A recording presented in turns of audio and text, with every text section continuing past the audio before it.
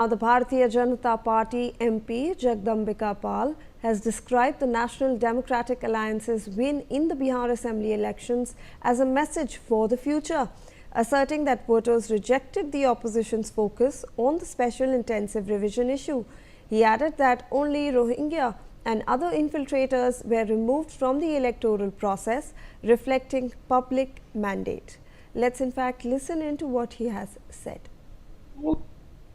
देखिए, बिहार की जीत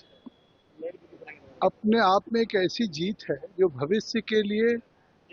विपक्ष के दलों के लिए और सभी के लिए एक संदेश है, क्योंकि पूरे विपक्ष ने बिहार में एक एसआईआर का मुद्दा बनाया और उसको लेकर के राहुल गांधी और तेजस्वी ने जिस तरह से 90 दिन की यात्रा की, वो पूरे चुनाव का मुद्दा उनका था। तो इससे साबित हो गया कि बिहार की जनता ने जिस तरह से रिकॉर्ड मतदान किया और जिस तरह से परिणाम आया, तो कम से कम उन्होंने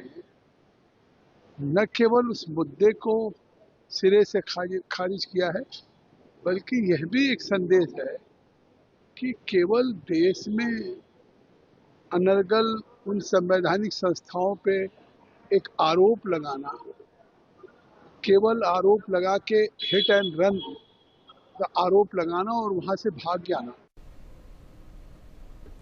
Joining us on the broadcast is my colleague Ritesh Mishra with more details on this story. Ritesh,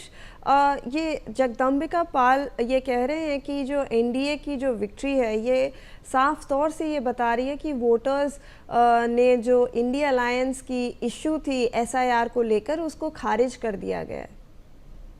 देखिए कि जगदम्बिका पाल हो या एनडीए का कोई भी बड़ा नेता हो, वो इसी तरह से बयानबाजी वो कर रहे हैं और ये बिल्कुल सही है कि जिस तरीके से, क्योंकि आकलन जब मीडिया भी आकलन कर रही थी तो यही बातें निकलकर सामने आ रही थी कि 16 दिनों की यात्रा पर बिहार में निकले थे राहुल गांधी, तेजस्वी यादव भी साथ में थे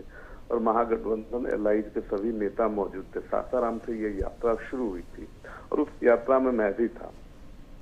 हमने देखा था कि किस तरीके से जो लोग हैं उसको लेकर कोई मतलब ही नहीं है। जिन आप जा रहे हैं लोगों को कहने की आपका नाम काट दिया गया है, और जब हम सवाल उनसे पूछते थे तो वो लोग बोलते थे कि नहीं हमारा नाम नहीं कटा है।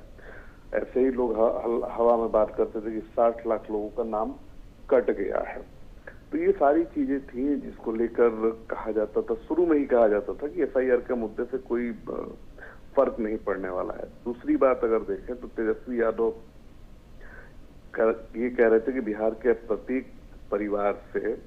एक सरकारी नौकरी देंगे, लेकिन उसका ब्लूप्रिंट कभी वो नहीं बता सके। यानी तेजस्वी यादव सोशल मीडिया पर ही, कांग्रेस जो है वो सोशल मीडिया पर ही मुद्दों को लेकर पहुंचती थी और यही कारण है कि एसआईआर का जो मुद्दा है उस पर लोगों ने बुरी तरीके से नकार दिया, क्योंकि अगर नाम किसी का कटा रहेगा तो वो बड़ी तादाद में आएगा, वो अपनी बात रखेगा, वो हंगामा करेगा। लेकिन कहीं भी बिहार में इस तरह की सूचना किसी गांव से भी नहीं आई जहां किसी का नाम काट दिया गया हो और वो इसको लेकर आपत्ति जाहिर कर रहा हो। जब एसआईआर की प्रक्रिया हो रही थी, तेजस्वी यादव, राहुल गांधी लगातार इलेक्शन कमीशन पर हमला बोल रहे थे। बाद में इलेक्शन कमीशन ने इस पर कई संशोधन किए, उसने समय भी दिया कि जिन लोगों का अगर नाम कट गया है तो कई सारे कैंप्स लगाए गए और वहां पर लोग जाते थे और अपना नाम जुड़वा देते थे और उसके बाद ये पूरा मुद्दा जो है वो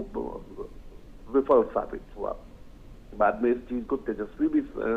समझ गए और उन्होंने अपनी अलग यात्रा निकाली थी। तो ये बिल्कुल जगदम्बिका पाल सही कह रहे हैं कि एसआईआर के मुद्दे पर जो है ये लोग राजनीति करने निकले, लेकिन वो राजनीति जो है वो फिसड्डी साबित हुई।